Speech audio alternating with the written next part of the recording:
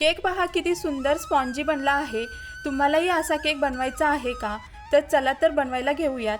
त्यासाठी आधी cake bake करण्यासाठी कुकरमध्ये मीठ ओतलं आणि स्टँड ठेवून मंद आचेवर कुकर गरम होण्यास ठेवून दिला।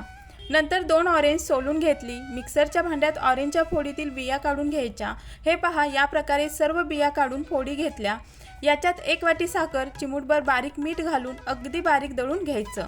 आता मिक्सिंग बाउलमध्ये तयार पेस्ट ओतायची। ज्या वाटीने साखर घेतली त्याच वाटीने 2 वाटी गव्हाचं पीठ, 2 चमचे मिल्क पावडर, 2 चमचे बारीक रवा घालायचा आणि चांगलं मिक्स करायचं। तर याच्यात अर्धी वाटी तूप किंवा तेल, 1 वाटी रूम टेम्परेचरचं दूध घालून चांगलं एकजीव करून घ्यायचं। हे पहा, या प्रकारे कन्सिस्टन्सी हवी। नंतर कलरसाठी खाण्याचा ऑरेंज कलर घातला।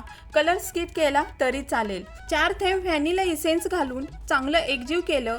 हे पहा, इथं मी चहाचं भांडं घेतलंय। याच्यात बटर पेपर ठेवून तेलाने ग्रीस केलं।